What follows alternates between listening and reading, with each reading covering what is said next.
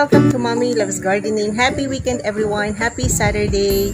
So this is our usual Saturday. I would like to share you what's going on today.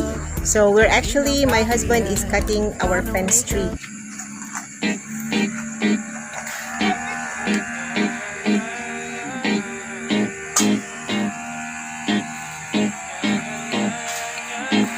Let's see what's going on here. Dracena. Dracena. May sampagita. Ayan po, may bago na siyang shoots. Remember, last week we just pruned. Pinuto lang po namin siya last week. So, ayang mga shoots na po yan, magkakaroon po yan ng bulaklak na tubo. Ayan. So, there. Ayan po, may bulaklak na siya. Kaunti. May bulaklak na silang kaunti. One more week, makikita nyo po, puro puting bulaklak po yan.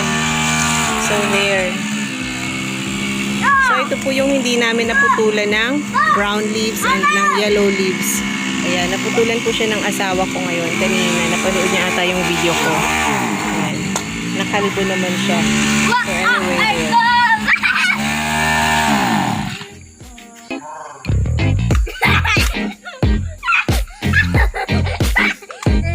We're trying to cut this and make like a wall. Parang, we're trying to flatten this actually. And, ayan, actually na-flatten na siya eh. Ayan, medyo masukal na kasi sa sobrang lalaki na nila ng aming fence tree. So, but we're not really done yet. I think it's not really...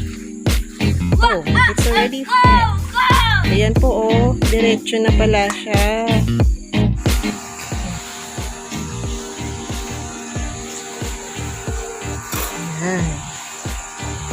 It's noisy because my husband is cutting the grass behind.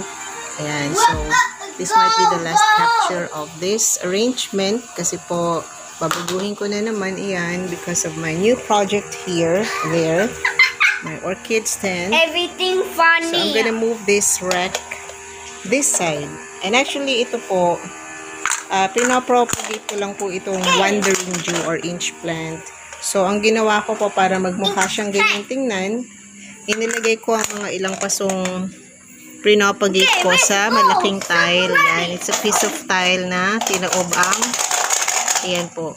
Ayan. So, ganyan lang po yan. Kaya lang, hindi halata kasi it's covered since bushy na ang aking inch plant. So, I'm gonna take it out now kasi po kailangan ko nang ilipat ang rack na yon dito so that we can continue doing this orchid stand that side.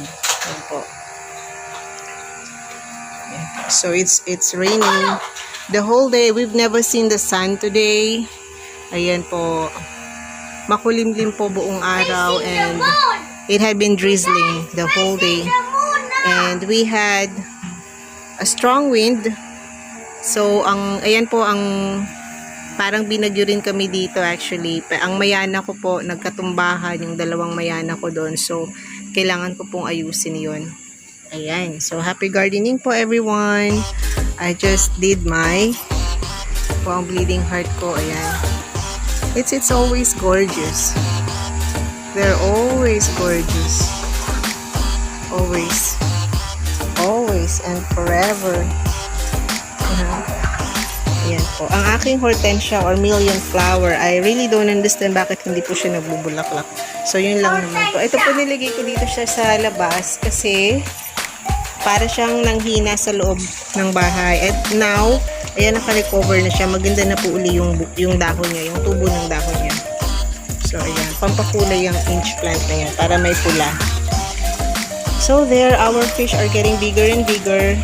Tapos, yung nakalagay po sa humidifier namin sa loob na ano bang tawag dyan? Water lily. Nilipat po namin dyan at yan, naglalakihan na sila. At gusto naman ng isda, hindi nila kinakain. Nagtatago po ang mga koi. Nandun sila nagpapatulo sa tubig. At kailangan na ata namin palitan ng tubig. So, they're getting bigger and bigger so soon. I don't know when, pero kailangan na po namin gumawa ng panibagong fish pond doon. It's gonna be bigger para sa aming lumalaking kois. Ayan po. So, these are the flowers. Ayan, medyo Maulan po, kaya ganyan. So many flowers po. I'm gonna have there. Ayan, nakasilip na siya. Ayan, ito po, meron din siya. Ayan. Ayan, ito yung I've uploaded a picture of this. Tapos ito po, may isa pa. And you see this, ang tawag po dito ay keiki. Yung baby po ng orchid. Ayan. So, ito po, pwede na pong i-propagate yan kasi napakahaba na po ng ugat niya. Actually, ang keiki po, para mag-propagate po kayo, hintayin nyo po ang ugat na mag at least 2 inches long bago nyo po siya tanggalin sa mother cane para i-propagate. So, ito po, napakahaba na niya. Hindi ko naasikaso hanggang sa, ayan po, may bulaklak na din siya. Ayan, it's a keiki, it's a baby orchid na nagbulaklak din. Ito po ang tagal niyan. I've uploaded a picture of this at until now, ayan pa din siya. Stunning pa din po ang kanyang bulaklak. Beautiful one. Ayan, so, my dancing lady, yung bulaklak niya po, ayan, wala na po, wilted na. Pero meron siyang panibago. At meron pang, isa pang, ay ito po, hindi. Ito po sa orchid tong isa. Ayan o. Meron din isang shoot. And this one have 2. Yung isa, wilted na rin. Yung yellow po, ayun, nandun pa din siya nakatayo. Ayan. So, those were the flowers. Soon to be flowers. Ayan po. So, happy gardening po. Ayan, hihintayin ko po, magbubulaklak po yan dyan. Kapag ka po naubos yung bulaklak niya, yan po yung aking Vanda Frau.